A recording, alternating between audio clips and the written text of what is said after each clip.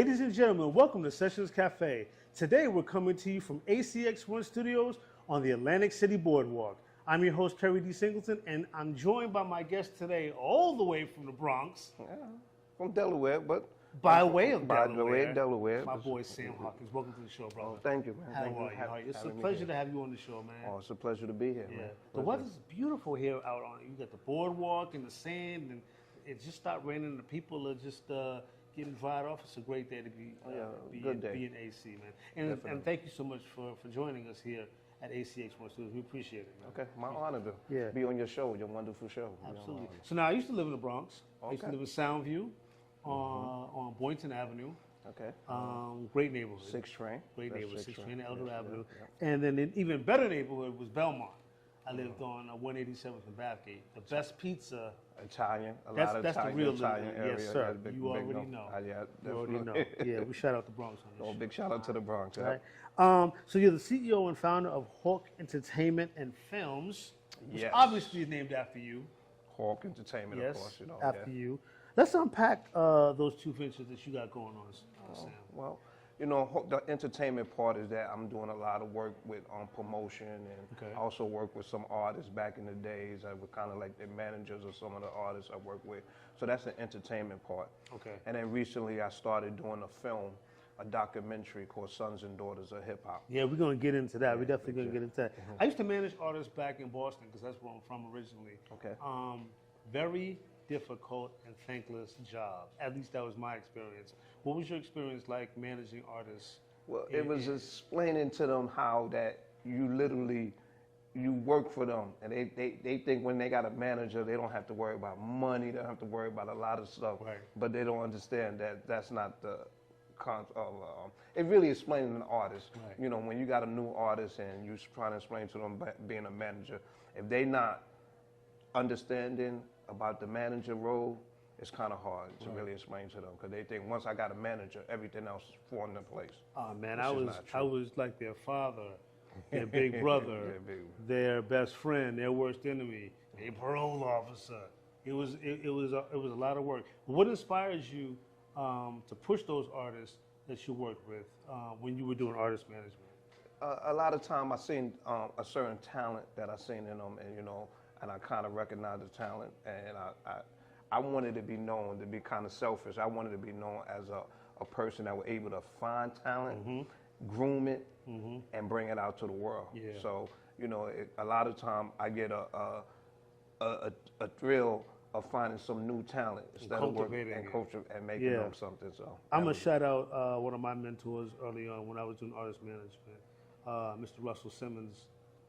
Definitely was one of my favorites because he was able to take raw talent, on the Def Jam management side, not just the label, and turn them into iconic superstars. So I get where you're coming from.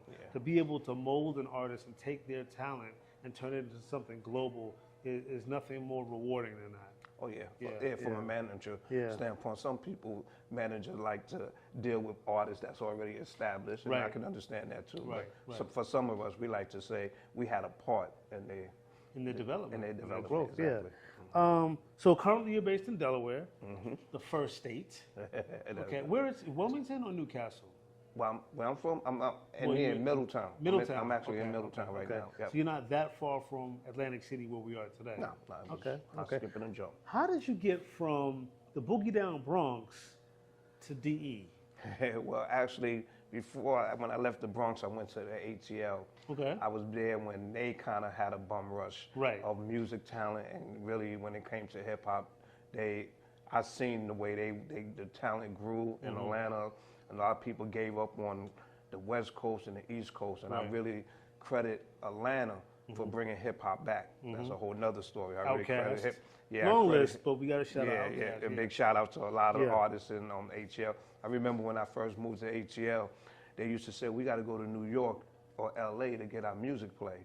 Now people say we got to go to Atlanta to get our music played and stuff like that. You're right. Hey, shout out to TLC and the long list. Oh, it's a long list. I'm telling you, a long list. Young Jock, a lot of them. like you were saying, how did I get to Delaware? From there, I ended up becoming a truck driver, and I'm driving, and I ended up meeting my wife. Okay. And she lived in Delaware, and then I ended up moving to Delaware. So. Love is where you find it. Yeah, exactly. Love will take you anywhere. Love, definitely. Yeah, that's what's up, man. Congratulations on that. So, again, just reversing back a little bit, you're originally from the Bronx. How did hip-hop inspire what you do today? Because, of course, we all know that the Bronx is the home of hip-hop, the originator of hip-hop. How did hip-hop inspire you, being that you were from the Bronx, or you are from the Bronx? Well, you know, I grew up in the grew up in the 70s, and I'm kind of old. I was actually born before they say hip hop started. Right. So I grew up with that music background. People love the Motown and everything. But it just so happened that when I had a 7th birthday, my mother said to me, "Go get the kid down the block," and he always playing music outside, and it happened to be Flash. Wow. So at 7 years old, Flash gave a block party, and ever since then, as I grew up, a lot of people, as Flash was getting bigger, they kept saying, "Oh, remember Flash do that party for you? Remember Flash do that?" So that would kind of inspire me with the hip hop. That's what made me love hip hop so much. Let's delve deeper into the history of the Bronx, because I've had a lot of guests on the show from the Bronx, and although I don't live in the Bronx anymore, I've actually lived in 4 of the boroughs of New York City. Oh, okay. All of them except for Manhattan, Staten Island, Queens, Brooklyn, and the Bronx. One thing I can say about the Bronx, well, there's a lot of things I can say about the Bronx, but the fact that the culture of the borough is like no other, not only in the city, but nationally. It's like being in a true ethnic melting pot. I feel that. With so many people from the Caribbean, so many people from Africa, obviously so many people from here in the States. But when you grew up, when you came up, the borough was struggling. It was really bad. There was a lot of poverty, a lot of crime, and a lot of property crime, the fires. That most people don't know, a lot of that was initiated by the landlords, not necessarily the tenants themselves. So in that landscape, what was it like, living in the Bronx with that as the backdrop? President Carter coming and making false promises, Ronald Reagan coming, everybody using the Bronx as a platform to push their own political agendas, but actually doing nothing. What was it like? I mean, you didn't see it as poverty, of course, if you had a good family background. But actually, I noticed a lot of things. I remember a lot of time going to school on a Friday, having a friend, and then by Monday, their building burned down. Wow. They relocated. I'd never seen that person again. Oh, man. And I went through that a lot. I was like, that's unbelievable that I'm never going to see this person again because they just got relocated to another area. I mean, in the 70s, I tell the people when it comes to the music, I love it. I think 70 was the best decade of music. So it was hard because, of course, you had the crack epidemic came and a lot of things came. But one thing about the Bronx, whether it's the Yankee, whether it's the Bronx Zoo, I feel it was such an inspiration of being from the Bronx. So many people knew about the Bronx. So when you go down south, oh, you from the Bronx? Is it really this bad? Do people really do things like that? But it was really kind of could be inspiring, even though it was a negative there, it was kind of inspiring too. Yeah, at the end of the day, it was home, right? It was home. I was scared to go to Brooklyn. People used to tell me. I know there's always a thing. People from Brooklyn don't go to the Bronx. The people from Bronx. Now, I've lived in both boroughs, and I've said there are more similarities between the Bronx and Brooklyn, at least when I first moved to New York in the 90s anyway. Gentrification has made Brooklyn Manhattan 2.0 at this point. But in the mid-90s, when I moved to New York City, the Bronx and Brooklyn had more in common than they had differences. Okay. And I can attest to that because I lived in both boroughs. So you've seen both. Yeah, seen both. When I went out to the Brooklyn, this was like go in, come back real quick. I wasn't staying there too long. Home is home. Home is home. Sons and Daughters of Hip Hop. Now let's talk about that project, brother, because that's something that I'm really, really, really excited about talking to you about here on the show today. Well, like I was saying, after that Flash experience and growing up and doing different things, I kind of felt I was raised by the hip hop culture, Public Enemy, a lot of times. Right. So as I was meeting people, a lot of people felt that way too. And with my future wife that I met that brought me to Delaware, she was like, you know, that's a good concept. Won't you, you know, try to talk to other people about it? And I went around and I kind of met a lot of people that wanted to talk about how hip hop influenced them, because nowadays hip hop is getting such a negative, response. And when you grew up with it, you know the positive. Right. You know that hip hop was nothing negative about it. Even though we had the violence, the guns, they were promoting certain things. But I think for me, it was more of a message of not to do it compared to as a message to try to do it now. So it was discouraging. It was wasn't encouraging. Yeah. So it's called, it's a film, documentary.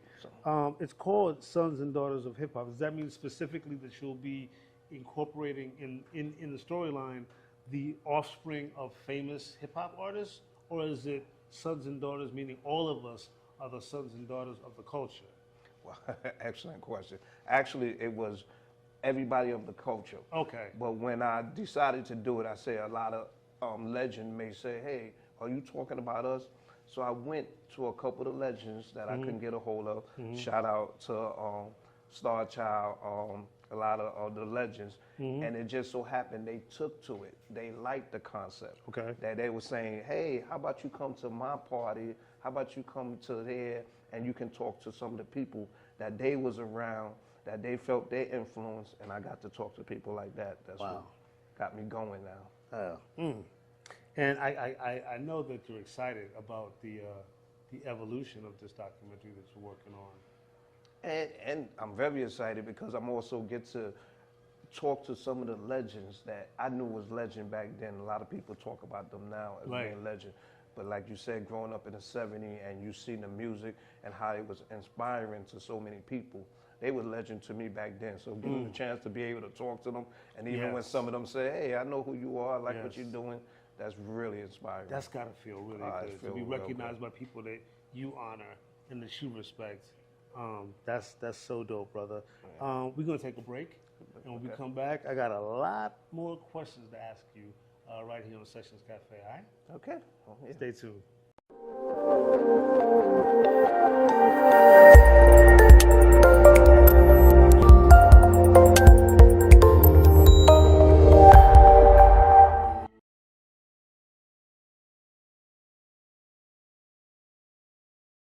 And we're back here on Sessions Cafe in beautiful Atlantic City at ACX1 Studios with my guy, Sam Hawkins. We got so much to talk about.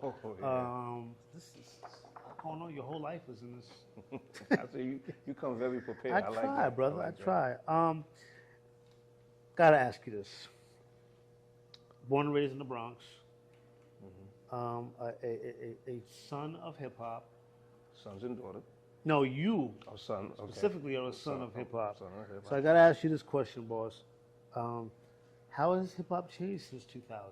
So we're only talking the last 25 years. Okay, I got you. The last 25 years. Yeah, so from the millennium, from the new millennium's inception to today.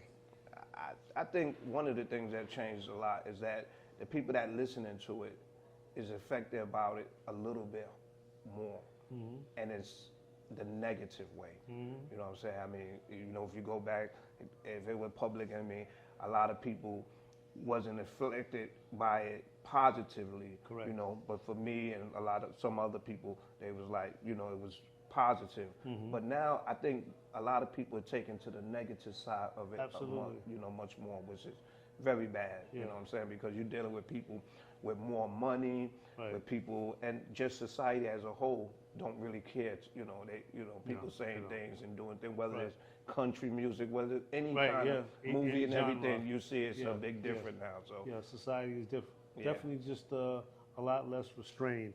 I mean, growing up, musically speaking, in the late 80s and the 90s, there was just more of a variety. Hip hop had a lot more variety. You could listen to native tongue artists like the Jungle Brothers, Latifah, Tribe Called Quest. You know, if you wasn't into that, you had your gangster rap from the West Coast. You could listen to your Ice Cube, your NWA. You know what I mean? You had your later on, you had your Lauryn Hills and the food. I mean, there was just a variety. And today, it just seems like it's all geared towards either promoting violence or an overture with sexuality with women. It seems like it's one or the other. There really is no other options. And I feel like personally, it's just tearing the culture apart. It's like hip hop broke my heart. That's what I always say, man. Did it break yours? Oh yeah, it's breaking my heart because I got grandkids now. Right. You know, and I see them. They still just like who we was. Oh man, saying the songs and saying the things and like we was, but the lyrics are big different now. And like you said, even with the female culture, you know, if you look at it right now, you would say the female is really running the hip hop scene. But can we get mad because we were saying to them before, oh, we want you to dress loose. We want you to be like this. Right. Now they rapping about it, but it's just reaching to the people, and then the way they reaching out and listening to it is very bad. I mean, but the difference though is that we may have said as men, you know, we're men, right? Mm-hmm. We may have said as men, yeah, we want you to do X, Y, and Z, but for the most part, the women were saying, no, we're not gonna. Right. We have self-respect. Today, it's like we don't have any self-respect, and we're proud of it. It's and the money part of it is a big thing too. You know, I always say I try to some of the interview when I talk to the legend, I try to put that in there. Mm-hmm. Would it have been a different? You know, if you had that type of money, would it have been a different if you had access to guns and stuff like that? You know, y'all were talking about it, but you know, of course, they always say no. Of course, you know. Yeah, well, you know, we'll never know. Yeah. One of my favorite hip hop films when we talk about hip hop as a culture. A lot of people get it twisted. They think hip hop and is synonymous with rap. No, hip hop is a culture. And I think that being that I am from Boston, we weren't necessarily privy to the art of hip hop. Obviously not, you know, as early as you were, right? Living in the Bronx. But when we talk about hip hop films, meaning films that showcase the culture of hip hop, we talk about Beat Street, we talk about Breakin', we talk about Breakin' the sequel. Not often enough are we talking about the movie Wild Style. That undoubtedly is one of my favorite movies. It's where I learned what breakdancing was, because believe it or not, I used to spin on the cardboard too in Roxbury. But yeah, it showcased hip hop as a full culture. Okay, Breakin' focused on breaking, Beat Street focused on rap. But I feel like Wild Style got into the arts, the artistic side of graffiti. You know, which is beautiful. I think that's one of the things that I like about the culture now is that back then people thought graffiti was bad. Right. I remember you couldn't even get spray paint and everything. And it's good to see how people know that it's an art. Right. Something other than that we knew back then. Right. You know, graffiti is beautiful. When I go places now and see the store letting people do things, I smile. I really laugh because I remember what they used to say.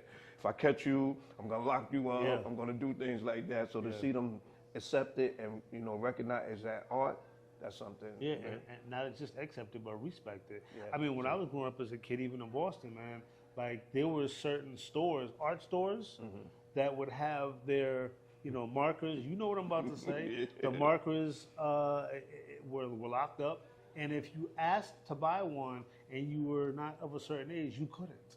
Oh no. Yeah. My father come home and say, I hate that. I gotta go. I can't even get spray paint. I gotta wait for somebody to come and unlock it. He used to say things like that and blame it on us and everything. Wild Style was a dope movie, man. And a lot of movies back then, Wild Style, even I like Beat Street a little better. Really? I like the way they, a lot of movies growing up in the Bronx were hard for me to really accept. Okay. Because it's some of the people that I seen it that I really didn't recognize. Okay. You know what I'm saying? When it came to breakdancing, I recognized the Puerto Rican culture.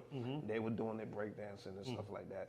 You know, but it's a lot of other people I really didn't see them in them type of movies, you know what I'm saying, until B Street, like a B Street where they put actually rappers, Russell Simmons and stuff like that. Gotcha. And You know, so it's more familiar to you, the artist. Okay. On a scale of 1 to 10, what would you give my favorite hip hop movie, Wild Style? Oh, I gotta give it a good 7.5. Okay. 7.5. Yeah, because excuse me, I didn't mean to say like that. Anything I seen about the culture back then, I loved it. Right. Anything I seen about the culture. Yeah, because there wasn't a lot of outlets either. And if I took, like I said, that's why I want to talk to so many people. When you was a fan of the culture back then, it was a beautiful thing because there was so much. Even you come home and you start singing rap, you may have a family member that go, "Oh, get out of here with that jungle bung and all that stuff like that." But if you really believed in it, you'd be like, "Hey, nah, this is hot. This is good. This is." How was hip hop created from your perspective? And this isn't a popular answer. I want to know with Mr. Hawkins, from his perspective as a Bronxite, how was it created? Well, I mean, you kind of said it earlier.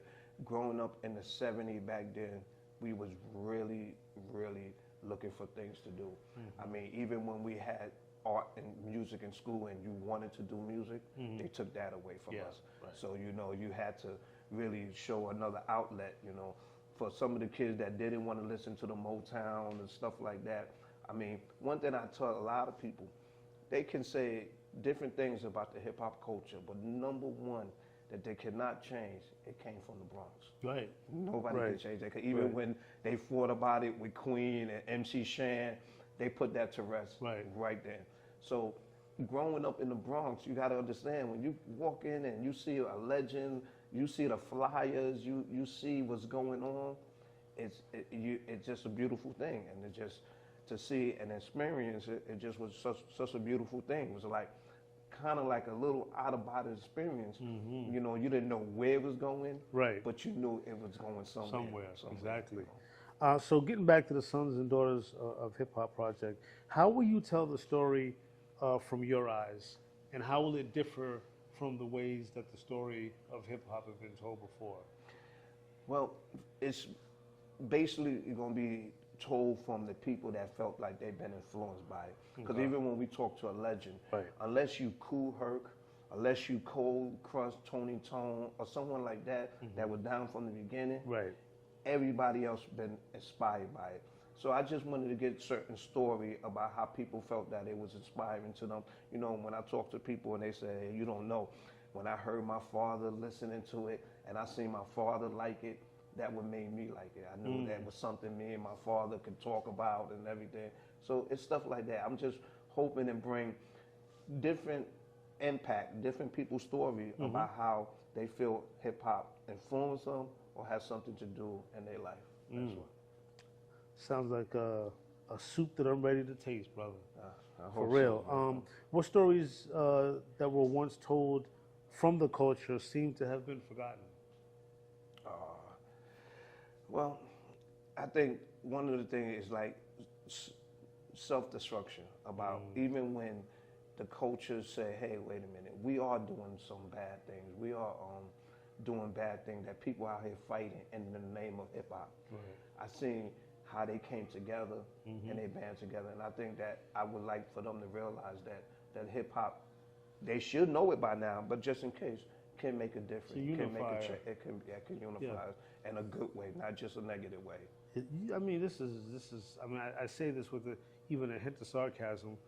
Think that the artists of today could come together and do a project like Self-Destruction. And Self-Destruction was the most popular and the most celebrated, but there were quite a few songs the put West out Coast did by something. artists. Exactly. You know, to unify. Do you think these artists today could do something like that, or are they too wrapped up in their own egos? Well, I think that artists can do it, but that's another part. Is it the labels? And do they have control? You know, do the label have control now? I'm on the outside looking in. I don't know for which sure. Which labels are left? Yeah, which all label? 3 of them. Oh, I don't want you to be a part of that project. I don't think that's going to be good for your career. I don't think so. You know, I think the artists can do it, but you know, then they want to. If they want to, would they be able to? Would they be able to? You know? Before I let you go, I gotta ask you, who is your hip hop hero? Well, notice I said hero, not heroes. It could be a shiro. It could be a shiro. I just want one name. If you had to pick one name of an artist, whether it be a rapper, a dancer, a graffiti artist, one name that would the name of one person that will receive the award for being Sam's hip hop hero or shero, who would that be? Well, first of all, I got many, but if I had to pick one, it would have to be Grandmaster Flash. Okay.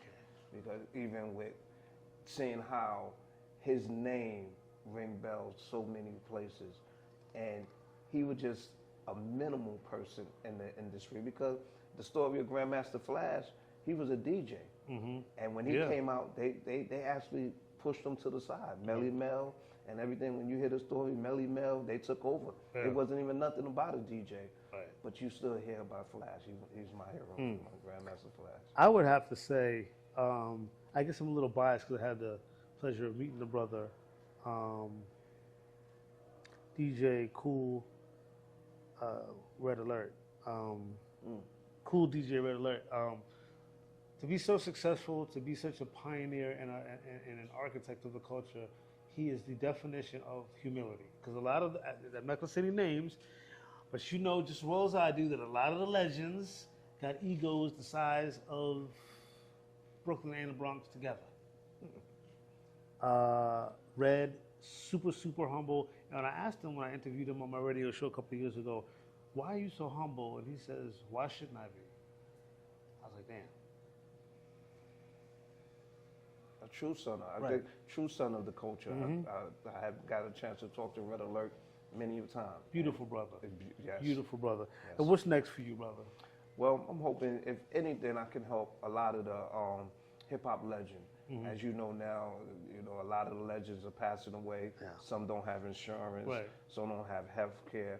And I'm hoping to work with some, Tony Tone or Cold Crush and some other legends to do some good for the culture in a positive way.